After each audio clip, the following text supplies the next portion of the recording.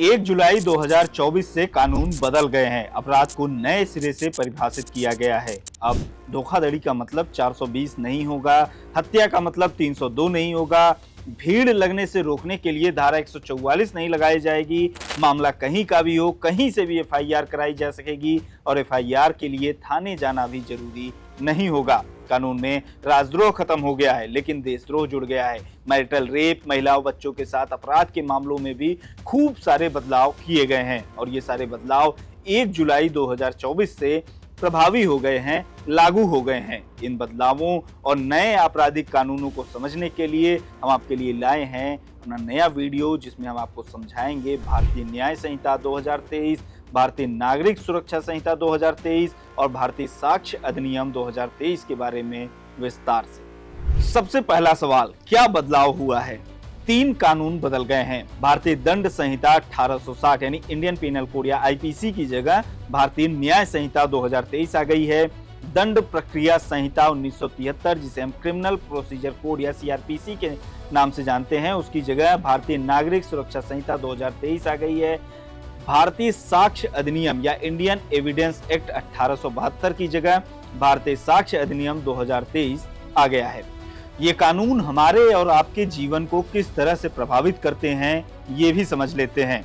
सब कुछ व्यवस्थित और तय नियम प्रावधान से चलता रहे, इसके लिए बनाई गई व्यवस्था। इस व्यवस्था में तय किया गया कि अगर कोई व्यक्ति अपराध करता है तो उसके खिलाफ किस तरीके से कार्रवाई की जाएगी, किस तरीके से सुनवाई होगी, किस तरीके से दोनों पक्षों को अपनी बात रखने, दोष साबित करने और बचाव करने का अधिकार दिया जाएगा। और सबसे जरूरी बात यह कि किन चीजों को अपराध माना जाएगा और किस अपराध के लिए कितनी सजा होगी, इस व्यवस्था को कहा गया कानून। हर अपराध के लिए बनाया गया एक अलग कानून, और जब ढेर सारे कानून हो गए तो इनका कर दिया गया कोडिफिकेशन, ताकि पुलिस, वकीलों, अदालतों के साथ साथ नागरिकों को भी सहूलियत रहे।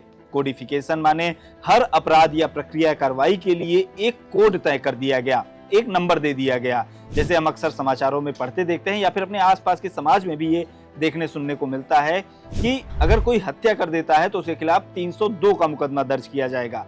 अगर कोई जानलेवा हमला करता है तो 307 का मुकदमा दर्ज होगा, या अगर कोई फ्रॉड करता है, धोखाधड़ी करता है, तो हम कहते हैं कि 420 का मुकदमा दर्ज किया जाएगा। दरअसल ये 302, 307, 420 इन्हीं अपराधों का कोड है। अगर कोई हत्या करता है तो उसके खिलाफ उसी तरह से कार्रवाई होती है जो 302 में लिखा गया है, जिस तरीके से एक्सप्लेन किया गया है। इसी तरह की 511 धाराएं इंडियन पीनल कोड में थी, जिसके तहत अब तक कार्रवाई होती आ रही थी, लेकिन अब इसकी जगह भारतीय न्याय संहिता 2023 ने ले ली है। अब अगला सवाल, नए कानून की जरूरत क्यों पड़ी? पुराने कानून में क्या दिक्कतें थी? पुराने कानून जो थे वो अंग्रेजों के समय के थे, जैसे आईपीसी 1860 में आई थी। अब 1860 की जो परिस्थितियां थी वो बहुत अलग थी। उस समय जो कानून बनाए गए वो अंग्रेजों के द्वारा बनाए गए, उनके हिसाब से बनाए गए थे। इस तरीके के प्रावधान किए गए थे जो शासन चलाने के लिए अनुकूल हों। इसके अलावा तब और अब के अपराधों और अपराध करने के तरीकों में भी जमीन आसमान का अंतर है। जैसे तब साइबर क्राइम, इंटरनेट के जरिए होने वाले अपराध, आतंकवाद जैसे अपराध नहीं थे। Chain snatching, acid attack, mob lynching जैसे अपराधों के बारे में कोई स्पष्ट कानून नहीं था। पुलिस सिस्टम और अदालतों के डिजिटलाइजेशन की वजह से साक्ष्यों, सबूतों की प्रकृति में भी काफी बदलाव आया है। वीडियो, फोटो या डिजिटल एविडेंस जैसी चीजों के बारे में स्पष्ट प्रावधानों की जरूरत थी, जो पहले के कानूनों में नहीं थी। न्याय मिलने की प्रक्रिया त्वरित हो, तेज हो, इसके लिए भी जरूरी था कि पुराने कानून में जो प्रक्रिया तय की गई है उसमें बदलाव किया जाए। आजादी के बाद अंग्रेजों के कानून में समय समय पर बदलाव होते रहे, लेकिन लंबे समय से इन कानूनों में सुधार की जरूरत महसूस की जा रही थी। सवाल नंबर 3, क्या बदलाव हुआ है? नए कानून के जरिए जो बड़े बदलाव हुए हैं, जो हमें आपको प्रभावित करेंगे, उन्हें भी समझ लेते हैं। प्रमुख बदलावों में पहले नंबर पर है जीरो एफआईआर। भारतीय नागरिक सुरक्षा संहिता यानी बीएनएसएस की धारा 173 के तहत कोई भी व्यक्ति कहीं भी जीरो एफआईआर दर्ज करा सकता है। जरूरी नहीं है कि जहां अपराध हुआ है वहीं एफआईआर दर्ज कराई जाए। एफआईआर दर्ज होने के बाद 15 दिनों के भीतर इसे ओरिजिनल ज्यूरिसडिक्शन यानी जहां का मामला है वहां भेजना होगा। इसके अलावा भारतीय नागरिक सुरक्षा संहिता की धारा 173 के तहत ईएफआईआर को भी मान्यता दी गई है, यानी अब बिना थाने गए ही ऑनलाइन एफआईआर दर्ज कराई जा सकेगी। पहले कुछ ही राज्यों में और कुछ ही मामलों में ऑनलाइन एफआईआर की सुविधा थी, अब संज्ञेय अपराधों में भी ये लागू होगा।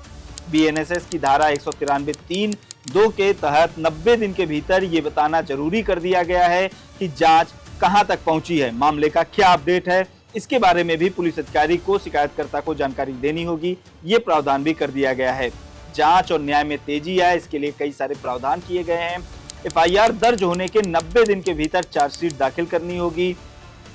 महिलाओं बच्चों के साथ गंभीर अपराध के मामलों की जांच 60 दिन के भीतर पूरा करना जरूरी हो गया है। आपराधिक मामलों में पहली सुनवाई के 60 दिन के भीतर आरोप तय किए जाएंगे। साथ ही साथ सुनवाई पूरी होने के 45 दिनों के भीतर फैसला आ जाए, इस तरह का भी प्रावधान किया गया है। भारतीय साक्ष्य अधिनियम 2023 में डिजिटल एविडेंसेस पर जोर दिया गया है। अब ई डॉक्यूमेंट्स को भी सबूत माना जाएगा। ये तो हो गई प्रक्रियाएं। भारतीय नागरिक सुरक्षा संहिता 2023 और भारतीय साक्ष्य अधिनियम 2023 के बाद अब चलते हैं भारतीय न्याय संहिता 2023 की ओर।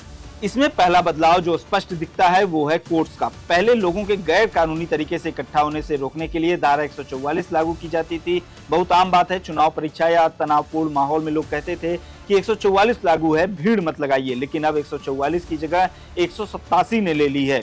इसी तरह से 302 के तहत अब छीना झपटी से जुड़े मामले दर्ज किए जाएंगे। पहले इसके तहत हत्या का मामला दर्ज किया जाता था, अब हत्या की धारा 302 की जगह 103 हो गई है। कोर्ट्स के अलावा भी बहुत सारे बदलाव हुए हैं, इसके बारे में भी एक एक करके आपको बताते हैं। धारा 103(2) के तहत मॉब लिंचिंग के लिए उम्र कैद से लेकर फांसी तक की सजा हो सकती है। आईपीसी में मॉब लिंचिंग को परिभाषित करने वाला कोई कानून नहीं था, बीएनएस में इसे परिभाषित किया गया है और सजा का भी इसके लिए ऐलान किया गया है। धारा 113 में आतंकवाद को परिभाषित किया गया है। भारत की एकता, अखंडता और संप्रभुता और आर्थिक सुरक्षा को खतरा पैदा करने वाले को उम्र कैद या फांसी की सजा तक का प्रावधान है। आईपीसी में आतंकवाद की परिभाषा तय नहीं थी और इसको लेकर भी सजा का कानून नहीं था। यूएपीए के तहत इसके इन मामलों को दर्ज किया जाता था। राजद्रोह को खत्म कर दिया गया है। आईपीसी 124(a) को लेकर काफी बहस होती थी, हालांकि नए कानून में देशद्रोह नाम के अपराध को परिभाषित किया गया है। धारा 152 के मुताबिक लिखकर, बोलकर या संकेतों में या इलेक्ट्रॉनिक माध्यमों से प्रदर्शन करके अगर कोई ऐसी हरकत करता है जिससे विद्रोह हो सकता हो, देश की एकता को खतरा हो या अलगाव और भेदभाव को बढ़ावा देता हो, तो ऐसे मामलों में दोषी पाए जाने पर अपराधी को 7 साल से लेकर उम्र कैद तक की सजा का प्रावधान किया गया है। इसी तरीके से झांसा देकर या कपटपूर्ण तरीके से यौन संबंध बनाने के लिए एक नई धारा 69 जोड़ी गई है। इसके तहत अगर कोई शादी का वादा करके संबंध बनाता है और वादा पूरा नहीं करता है, नौकरी या प्रमोशन का वादा कर यौन संबंध बनाता है, तो दोषी पाए जाने पर 10 साल तक की सजा होगी। अडल्ट्री से संबंधित धारा को हटा दिया गया है। अब एक्स्ट्रा मैरिटल अफेयर अपराध नहीं है। 2018 में सुप्रीम कोर्ट ने इसे असंवैधानिक बताया था। मैरिटल रेप को रेप नहीं माना जाएगा, यानी अगर कोई अपनी बालिग पत्नी के साथ जबरन यौन संबंध बनाता है तो इसे रेप नहीं माना जाएगा। अगर पत्नी नाबालिग है तो फिर धारा 63 के तहत रेप का मामला बनेगा। देश में लड़कियों की शादी की कानूनी उम्र 18 साल है। ऐसे में आप ये पूछ सकते हैं कि नाबालिग पत्नी होना भी गैर कानूनी है, लेकिन मुस्लिम पर्सनल लॉ के तहत 18 से कम उम्र में भी शादी की इजाजत है, तो ऐसे मामलों में ये कानून लागू हो सकता है। धारा 106(2) के तहत हिट एंड रन केस, जो एक्सीडेंट के मामले होते हैं, उसमें 10 साल तक की सजा और जुर्माने का प्रावधान है। कुछ अपराध ऐसे भी हैं जिनमें कम्युनिटी सर्विस की सजा का प्रावधान किया गया है, जैसे अगर कोई सरकारी कर्मचारी किसी अवैध कारोबार में संलिप्त पाया जाता है या फिर अगर कोई चोरी के मामले में दोषी साबित होता है 5,000 रुपए तक के पहली बार अगर वो दोषी साबित होता है, तो फिर ऐसे मामलों में कम्युनिटी सर्विस की जो सजा होगी उसका भी ऐलान किया गया है। हालांकि ये कम्युनिटी सर्विस क्या होगा इसको लेकर कोई स्पष्ट प्रावधान नहीं है। तो ये हो गई नए कानून की खास बातें जो 1 जुलाई 2024 से नए कानून लागू हुए हैं, उनके बारे में हमने आपको बताया। उनकी खास बातें क्या है उनके बारे में हमने आपको बताया विस्तार से कि इस एपिसोड में फिलहाल इतना ही। बने रहिए लोकमत हिंदी के साथ।